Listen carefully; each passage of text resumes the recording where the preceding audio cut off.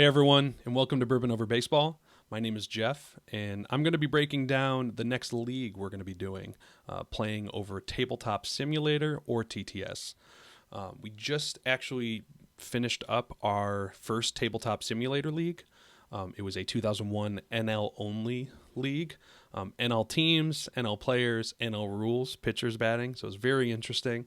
And we're going to be walking into our next, or sprinting, running, however you want to put it. We're going to be getting into our next league here soon, running with the 2020 cards, which were custom built by our good buddies at Greatest MLB Showdown Project. So I'll leave a link below to the 2020 cards.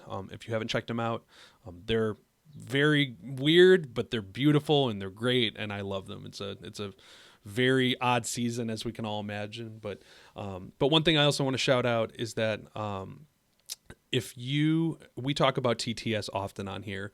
If you've seen any of our videos before, you know what TTS is, you know what Tabletop Simulator is. It's a way to play MLB Showdown remotely and virtually. But that's the description for anybody that doesn't know what it is. So if anybody's interested in learning more about it or knowing how to play, I'll also drop this link in the description. I made a video breaking down how to play it and how to access it. And I think it's useful. I think it's been useful to a lot of people, but I'll also put my Twitter in the description, and hit me up, right? Hit me up, ask me questions. I'm happy to go through and get people in. It's been a blast to be able to play with people remotely. Our NL only league was 4 people in Cleveland that I usually play with in person, but of course can't due to COVID. But the other 4 people were all around, right? Midwest, East Coast, Texas, so all over the place. So it's not like I would have been playing with them in person anyway, and I've ended up playing. I've actually played probably the most games I've ever played against a single person through TTS. So it's a really great platform, and I mean, Tabletop Simulator is $20, usually on sale for $10, and the Showdown mod is free. So it's really a no-brainer, especially if you love playing Showdown. And we try to do Saturday morning blind drafts, pack drafts, just to kind of get play with players you don't usually play with, just get playing games. It's a whole lot of fun.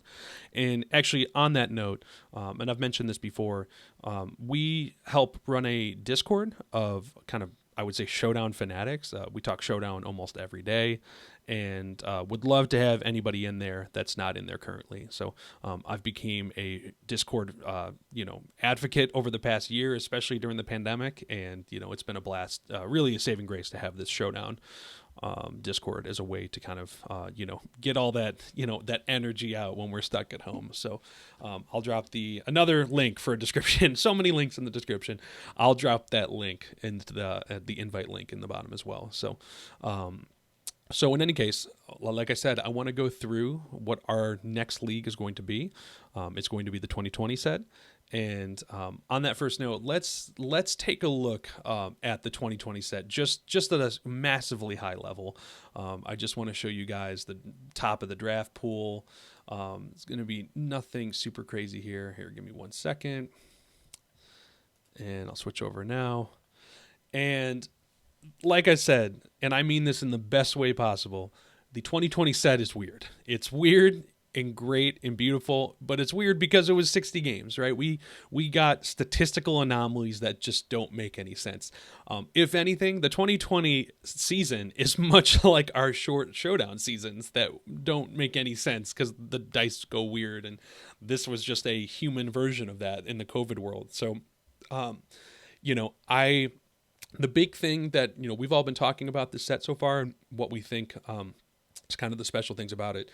The one thing that is apparent is that there is a staggering amount of great starting pitching. There are so many. What we use a tier system that basically is the number of outs the pitcher gets plus their control, kind of determines their tier, and it's a great way. I didn't really know that much about it before. The guys I do the pod with and the guys who do the Greatest MLB Showdown Project blog with the cards, they kind of talk about it this way. But it's a great way to be able to kind of equate guys that do things differently with different charts and different controls, but generally on the same tier of each other. Great example is Jeff D'Amico is a control 3 out through 17. he gets to that. I think that's a tier 3 or tier 2. It's one of the two, but that's similar to a out through 15 with a control 5, right? It's just they're getting to that same tier, but they do it in a different way. So, like I said here, there's a handful. I think there's actually two tier 1s, which is rare in itself. Ton of tier 2s, and there's actually a handful of tier 0, kind of breaking our system. It's like very much like Billy Wagner in 2000. He was a tier 0, but we've got 3 tier 0 relievers in this. I think it's Nick Anderson, Devin Williams, and one more. But those guys are great. And I'm getting asked, am I making a strategy? Like, I have a strategy. I've been thinking about it. Have I deep dived on the players? I actually haven't, and people think I'm lying, but I just feel like my strategy and everybody's strategy is going to get just annihilated maybe after the first round. I think that some interesting things are going to happen and everybody's going to pivot big time. And we'll go through some of the rules are going to determine some of the tendencies that I'm kind of anticipating. But we're going to have to find out. It's going to be really interesting. So that's the pool. We've already talked about that, here at Bourbon Over Baseball. I think we're going to, I don't know if we'll end up doing a team breakdown for 2020. There's a lot of teams, and we're trying to finish out 2001 right now. But I think we will do some positional focuses, just looking at who's super great at their given position in the set, which I think is a great way to look at it. So keep an eye out for that. Probably, hopefully in the next handful of months, we can start, putting some of that out. So let's look at the teams. So we went from we had 8 teams in our last league. We're up to 12, which is awesome. 7 guys teams returning, and then there's 5 new teams, 5 new players using TTS, which is so great. And that's what so many of us wanted, was to just get new players playing this game, because I know I'm beating a dead horse on TTS, but I don't think that's going away. I think I'm going to keep playing with people that don't live in the Cleveland area through this, and it's really going to stick around. Randomly assigned divisions with the 12 teams. Had to go with things that were weird for the 2020 years. So we've got the cardboard cutouts division, the auto runner on second, and the 7-inning doubleheader. Because we all love auto runners on second. That's, who gets the earned run? It doesn't make any sense. And then 7-inning doubleheaders, there's nothing better than just breaking stats, right? Like breaking what a game means. So anyway, I understand why, it was a weird year, but man, 7-inning doubleheader is just the worst. So anyway, just make every game 7 innings. Anyway, so I'm not going to go on a tangent here. So, but those are going to be our divisions. So it actually kind of broke out that the 7 teams that returned, 3 of them went in one, and then 2 teams went in the other 2 divisions. So kind of as even as we could get in terms of the new versus the old teams. So let's go to let's start I guess just taking a look at the rules. First thing I want to do is show you the league rules that we're doing. So, and actually let me zoom in a little bit here too.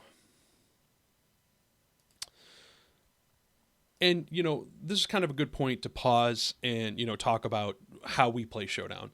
I think one of the beautiful things is that everybody, especially in the 20 years since this game was made, everybody plays Showdown differently, right? When I got back into the game, I kind of adopted the rules I'm going to go through that I don't play with strategy cards. And most of that is just because I think we want games to be quicker, but we do add some just game rules in to replace what strategy cards would often do. And you'll kind of see that come up. But, I think it's great that some people play with strategy. I love that people have house rules that are different. And, sometimes blind draft rules or just regular draft rules are different than a league rule. So, and I think that's great. And I've honestly, I've tried to play with all of those different rules in, as much as possible, just to kind of see how it is. And I've actually gotten some adjustments based on that. So, in terms of the league rules, nothing totally crazy here. This is very similar to what we used to do. 5,000 points, 12 teams, 18 player minimum. So that's 8 position players, 1 DH, 4 starting pitchers, and 5 relievers and or closers. We used to require closer, and now since the line between a closer and reliever is so blurred, it's just get 5. You could have 5 closers, you could have 5 relievers, no closer, doesn't matter. So, and this thing, you can have extra relievers, you can have extra bench players, but you have to pay for full salary. I personally don't believe in the 1/5 salary concept. I just think that even if you set up the rules to come in after a certain inning, I just think it's tough to manage. And I just think if you have a player on your team, you pay their full salary. That's how this works. So, we're going to do a 2-game series. So we usually did 3-game series in person just because things were a little bit quicker. Through Tabletop, it's not to say that it's slower, but when you're keeping stats and you're maybe running on the same computer, it's a little tougher. So 2 games kind of felt like that sweet spot between going too long. And playoff rules, super self-explanatory. 3 division winners, 1 wild card. So we'll do best of 5 for first round and best of 7 for second round. So nothing here. This was really just stuff specific for our league in terms of availability. But, like I said, we talk about scoring. I mentioned this before in other pods. Scoring is, some people feel differently about scoring. Some people, want the narrative. And I kind of fit perfectly within those two. So anyway, we decided to do scoring. Love the narrative it says. It allows us to do our breakdowns and, talk about how the teams are doing. So, and I think I've mentioned that before, but I'm just moving along. So, all right, game rules. Let's start talking about what's happening within the game and what we've changed and what we've always been playing with. So, and like I said, feel free if you play at home with whoever, try some of these out. I mean, it's especially if you do or don't play with strategy cards. I think that I love the faster game. I love that dice just keep rolling, but I love how there's enough strategy that you got to think about what you're doing and kind of the position you're going to be putting yourself in for not only later that game, but also the games after. So, we do a mistake pitch, which I think is beloved, and I don't think it'll ever get rid of it, where if the pitcher rolls a 1, the batter gets a 24-sided dice. Usually it's on their chart, not always, but 20 to 21 are extensions of whatever the 20 is. So, in a mistake pitch league, there's definite advantage gives a slight advantage to some batters. On base 6s and on base 7s, that home run for 13 to 20, like you look at them a little differently, because if they get a 1, holy smokes, it's just causing damage, right? So because of that, I felt like there was just a little bit too much advantage to the batters. If pitchers roll 1, it's just the worst for them, but there's no way for them to kind of get their own, kind of what we're going to call perfect pitch. So this is another rule we got from another buddy in our last league, where if the pitcher rolls a 20, the batters get -1. It's little, it's not a big change, but it's really interesting because I've seen it matter. And it definitely takes the, it makes you feel a little better when in a dire situation that pitcher rolls a 20. Maybe it takes a double out of the equation, right? A lot of pitchers give up home runs, and if you roll a 20, at least that 20 home run can't happen. And I've seen walks turn to fly balls, and I've seen fly balls turn to ground ball double plays. So it's really an interesting one. I think that'll stick around. I love that rule. So anyway. Managerial choices. So managerial choices is probably the best representation of having strategy cards and kind of strategy options. So each team has 5 managerial choices a game. So, and those 3 options are steals, intentional walks, or sack bunts. You can do a max 3 of each of them, but you only get 5 total. So you could do 3 steals, 1 intentional walk, 1 sack bunt. And steal is a steal. Intentional walk, basically we set some rules up, kind of honestly a Barry Bonds rule, that you couldn't just endlessly intentionally walk. There had to be some sort of consequence for an intentional walk. So depending on how many people are on base, the next batter will get maybe a slight on base advantage. So if you walk Barry Bonds, the next guy might be an on base 9. He becomes an on base 10, depending on how many people are on base. And then sack bunt, basically just don't roll a pop-up on the pitcher chart, and the sack bunt is successful. So those have been good ones. I love them, and I love that there's a max.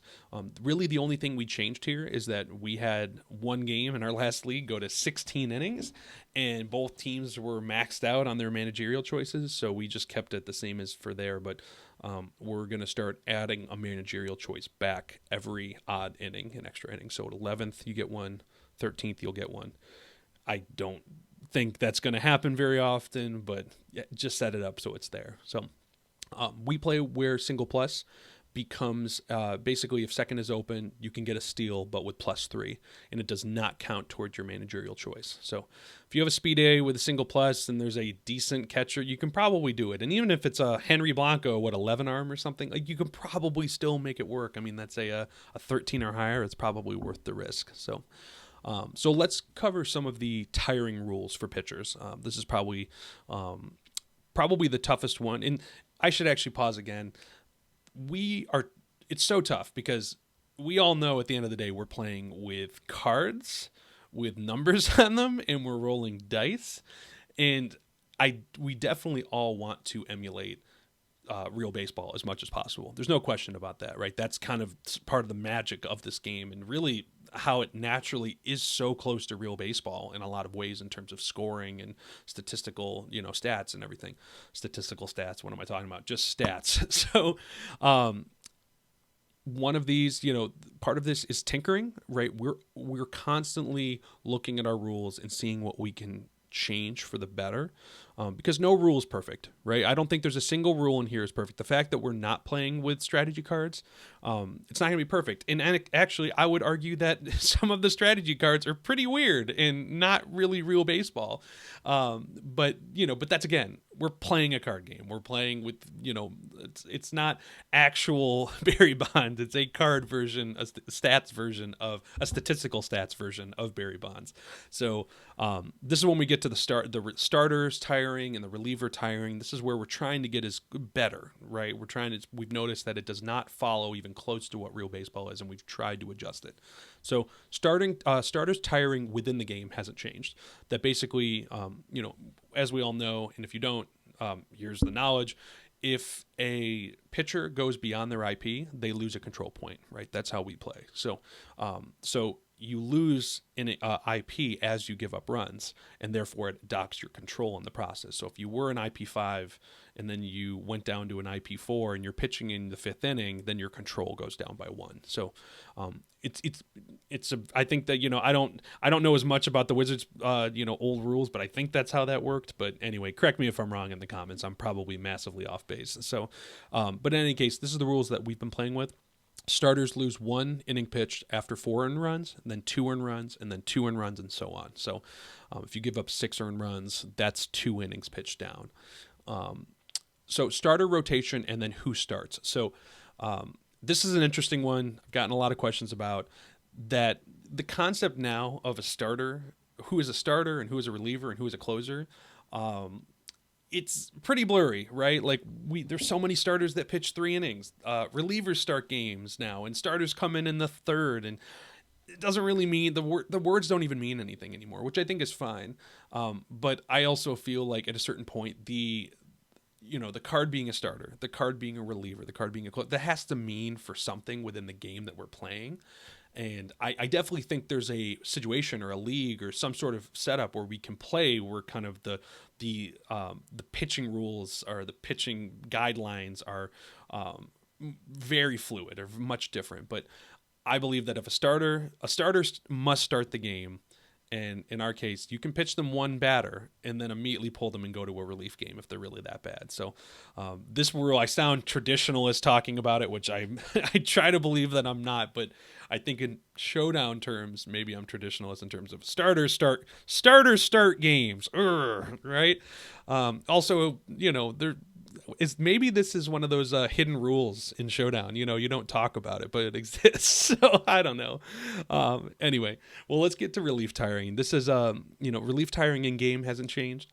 You lose an IP after 1 earned run and so on, and 1 earned run and 1 earned run. So basically, if you have a 1 IP reliever and they give up a run, they're immediately down a control point. So that hasn't changed. The relief tiring between games. So this is probably our biggest change, and this is probably the best example of us tinkering to try to get closer to actual baseball. We're not there yet, and I don't think we'll ever get there, but we're close. So the rule that we used to run with was if you pitch 2 games in a row, they're out the third game. And that's worked. It's easy to understand, and actually on that point, I feel strongly that the rules need to be easy to understand. Not everybody in this league and everybody who probably knows Showdown are huge baseball fans and understands baseball at a certain level. But I also believe that not everybody, like I wasn't, I'll willingly admit, did I love baseball? And I loved the Cleveland baseball team. I absolutely did. But pre-Showdown, but playing Showdown like really got me into that zone. So like kind of coming at it from that lens, like, or from that angle, some people don't know everything about baseball and don't, maybe they just want to pick up the dice. Like I think of just like even buddies I try to teach the game, like sometimes they just want to pick up the dice and roll them. And I think there's I want to make sure this game is still accessible to everybody, whether it's a baseball fanatic or just somebody who likes rolling dice. I think one of the beauties of the people who play Showdown, especially from our in-person league we used to do, is that, you have people that love data, you have people that love baseball, you have people that love rolling dice, you have people that love cards. Like it's just so multifaceted. And so want to keep the game as simple, but still understandable, but still makes sense within the confines of what, Showdown is. So that always worked. Pitch 2 games and they're out the third. What we saw, and he just was our World Series MVP, so he's on top of mine. Tom Gordon, he's a Control 6, I believe, out through 17 or 16. He's a crazy good card. He's a Control 6. That's probably the most important part. So what was happening is that if he didn't give up runs, he was generally going 3 innings per game. And so in theory, he could go 3 innings in one game, and then the next night go another 3 innings, and then he'd be out. He pitched 6 innings in those 2 games, and that's a lot of innings for a guy who's set as an IP1. So the rule that we're adding in, which is used by a lot of guys in our leagues for their own leagues, is that if you pitch beyond your set IP, right, what's on your card, what's printed on there, if you pitch beyond that in one game, you're out the next. So if Tom Gordon comes in and pitches 3 innings, that's fine, out the next game. You'll have him back the next game, but he's out that game. So it's definitely kind of meshing a couple different rules together, and I think it's going to be this is probably the most interesting rule change to me, because I think it's going to directly affect how the draft goes, because I think that usually you could survive on the pitch 2 out third rules. You could survive with 1 or 2 great relievers and then 3 not great ones. I don't think that's the case anymore. I think you're going to have 3 to 4 pretty good relievers. And, one reason I also love this rule is I love how we're going to see more relievers in games, right? You're going to have to pitch relievers that you don't love, and I think that's okay, right? Like I want to see more guys getting used rather than just always the same 2 or 3 relievers coming in every game and shutting it down. So, like I said, no rule is perfect. We're tinkering. We're going to come out of this. I'm going to do a postseason. I'm going to do a postseason recap of this league, and maybe everyone hates it. Everyone loves it. I don't know, but we're just feeling it out, and we're going to give it a try. So base running, you can go and take a look at this, but I've learned recently that this is basically the rules we use are similar to what was adopted, I think, in 2001. That you get +5 to your speed on any 2 outs on any hit. You get +5 going home from second on a single, +5 on a fly ball going from third. No +5 advantage from first on a double if you want to go home, but you do get +5 for 2 outs. So read what I got there, take a screenshot, let me know if you think it makes sense. I think we've gotten pretty close on that. So ground balls, probably too many words here, but long story short version of it is that there's a lot of choices that can be made by the team of the base runners or the defensive team in terms of, am I going to send a runner? Am I going to throw them out? How good is my infield? How fast are they? So, and then double plays is of course a huge part of this game. So, going home on ground balls, we used to do +5, going from third to home on a ground ball, which was not a super loved rule. I think the idea was that the player was running away from where the ball was, kind of how the ball was getting hit, like in actual physical, actual space. So we just set it to a straight check, right? That it's your speed versus the infield defense. If it's Acuna running home against a bad defense, guess what? He's probably going to score, right? If it's Acuna against a great defense, like, it's kind of a decision. And like, if you have a terrible, if a terrible defense and Mark McGwire wants to run home, like, you can maybe make it happen. So, last two here, out of position players. So we always did that it was -5 to their defensive rating to put them into another position. We set this rule too. I'll mention that the substitutions have to happen after the 5th inning. So this is more of pinch, mostly pinch running, because nobody's going to have many pinch hitters on their bench. You maybe some cheap DHs if you can swing it, but we want fast guys, and that's really what is going to be trying to steal to second. So we changed this up a little bit. That basically you receive -5 to your defensive rating with a max of -1. Basically saying that you're not going to be good at the position you sub them to, right? If you have a +2 left field, right field, you can throw them at second base, but they're going to be a -3 there. And let's just say you happen to have a +6 shortstop that you want to go play in center. Well, we used to do it with -5. They would become a +1 center field, which just didn't make sense, because that guy should not be better than +0 center fielders who actually play that position. So that's why we put in the max at -1. So you'll never be better in a different position that's on your card than a -1. So this is another one kind of tinkering with. It doesn't happen super often, but I know of some teams that do it a lot. So we kind of had to shout it out and make sure we had it kind of explicitly written out. So, and then the last rule, this didn't happen often, but it did happen, and it mattered. I saw runs get scored on it, was errors. So this was a new rule, or recently developed rule, that basically when you do an infield check or an outfield check, if the roll is less than 10, if the roll plus the infield defense is less than 10, or if the roll plus the outfield defense is less than 5, it's considered an error, and every single runner advances. This one's important because it basically prevents teams from just punting on infield or outfield defense. Most teams don't punt on outfield defense just because I think that matters, and I believe that. I think infield defense is overrated. But if you want to roll with an infield defense, and anytime you try for every time you try for a double play, if you roll a 6 or below, that's an error. That's risky. That's really risky. And I remember we did a blind draft where I had an infield 2.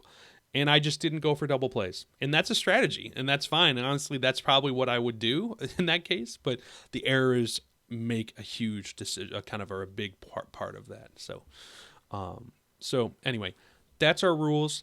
Really, all I wanted to do here was, kind of almost a preseason breakdown. Just kind of talk through how we're going to be playing this season. So it's going to be, hopefully we're going to do some updates. Probably post some things to the blog. Maybe to the blog. Not sure. Definitely the pod. Definitely in Discord. We're going to be updating things there often. But let me know what you think. Let me know what you think of the rules. Leave a comment. Hit me up on Twitter. I'm going to have apparently a variety of links in the description, so take a look at them. But I thought it was a good moment to kind of take what we learned from our last league playing online. Definitely, how people play on TTS, what would work best, and just adjust it for our next league. And it's going to be constantly evolving. So in any case, appreciate you guys listening. Of course, let us know what you think, and we'll see you next time. All right.